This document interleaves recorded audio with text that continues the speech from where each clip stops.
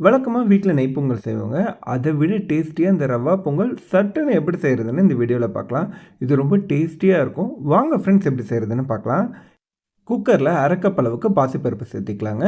இது எண்ணெயோ, நெய்யோ சேர்த்தாம ட்ரையாவே வறுத்துக்கலாம். நல்லா செவக்க வறுக்கணும். வாசனை நல்லா வரணும். அந்த அளவுக்கு வறுக்கணும். இத நல்லா மீடியம் ஃப்ளேம்லயே வச்சுட்டு ஒரு 5 நிமிஷம் போல வறுக்கலாம். பாருங்க நல்லா செவக்க வந்துடுச்சு. இதுக்கு மேல விட்டா கரிஞ்சு போயிடும். இத தண்ணீல ஒரு தடவ நல்லா கழுவி எடுத்துக்கலாம். இப்ப இதுலயே 1 கப் அளவுக்கு தண்ணி சேர்த்திருக்கேன். 1/2 கப் பருப்புக்கு 1 கப் அளவு தண்ணி சேர்த்து 1/4 ஸ்பூன் அளவுக்கு மட்டும் மஞ்சள் சேர்த்துட்டு இத நல்லா கலந்து விட்டு ஒரு 4 விசில் விட்டு எடுத்துக்கோங்க. மீடியம் ஃப்ளேம்லயே வச்சு எடுத்துக்கலாம். பாருங்க நல்லா வெந்துடுச்சு. இத நல்லா மசிச்சு எடுத்து வச்சுக்கோங்க. இது தனியா வச்சிரலாம். இப்போ ஒரு பேன்ல 2 ஸ்பூன் அளவுக்கு ஆயில் சேர்த்திருக்கேன். கூடயே 1 1/2 டேபிள் ஸ்பூன் அளவுக்கு நெய் சேர்த்திருக்கேன். சிலர்லாம் நெய் மட்டும் தான் சேர்த்துவாங்க. இதில எண்ணெயும் சேர்த்தும்போது தான் ரொம்ப நல்லாயிருக்கும்.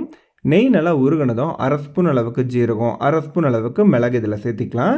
ஜீரகம் நல்லா பொரிஞ்சதும் ஒரு 10 முந்திரி பருப்பு இதில சேர்த்திக்கலாம். ஒரே ஒரு பச்சை மிளகாய் சின்னதா கட் பண்ணி சேர்த்திருக்கேன்.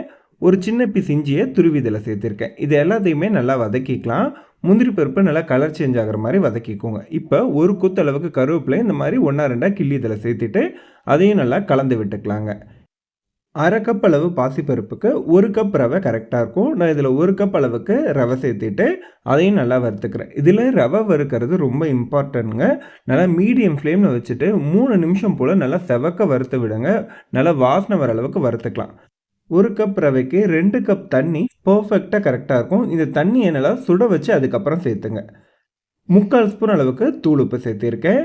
நம்ப வேக வச்சிருக்க பருப்பையும் இதோட சேர்த்துட்டு நல்லா கலந்து விட்டுக்கலாம். அடுப்ப நல்லா மீடியம் ஃப்ளேம்ல வச்சுட்டு கலந்து விடுங்க. இதுக்கு கண்டிப்பா சுடு தண்ணி தாங்க சேர்த்தணும். அப்பதான் வந்து சீக்கிரம் வேகும். டேஸ்ட்டும் நல்லா வரும். இப்ப எல்லாமே நல்லா கலந்து விட்டுக்கலாம். ஒரு 2 நிமிஷம் போல கலந்து விட்டா போதுங்க. நல்லா எல்லாமே சூப்பரா பெர்ஃபெக்ட்டா வெந்துரும். இத நல்லா கலந்து விட்டுட்டு தண்ணி எல்லாம் ட்ரை ஆனதுக்கப்புறம் லைட்டா ஒரு 1/2 ஸ்பூன்லேருந்து 3/4 ஸ்பூன் போல நெய் சேர்த்துட்டு இத மூடி வச்சிரலாம். அடுப்ப சிம்ல வச்சுட்டு ஒரு 2 நிமிஷம் வச்சுருங்க. அப்புறம் அடுப்ப ஆஃப் பண்ணிட்டு ஒரு 5 மினிட்ஸ் அப்படியே விட்டுருங்க. மூடியே திறக்க வேண்டாம். நான் ஒரு 7 நிமிஷம் போல கழிச்சுட்டு இத ஓப்பன் பண்ணி பார்த்துருக்கேன். பாருங்க நெய் நல்லா உருகிடுச்சு. நல்லா சூப்பரா வெந்து வந்திருக்கு. வாசனையும் ரொம்ப அருமையா இருக்கு.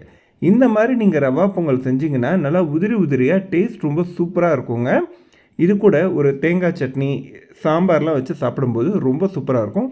கண்டிப்பா ட்ரை பண்ணிட்டு எப்படி இருந்ததுன்னு சொல்லுங்க ஃப்ரெண்ட்ஸ். இந்த மாரி ரவா பொங்கல் செய்றதுக்கு உங்களுக்கு மேக்ஸிமம் ஒரு 15லேருந்து 20 நிமிஷம் தான் ஆகும். மறக்காம நம்ம சேனல் லைக் பண்ணுங்க, ஷேர் பண்ணுங்க, சப்ஸ்கிரைப் பண்ணுங்க. கூடயே பெல் ஐகானையும் பிரஸ் பண்ணிக்கோங்க.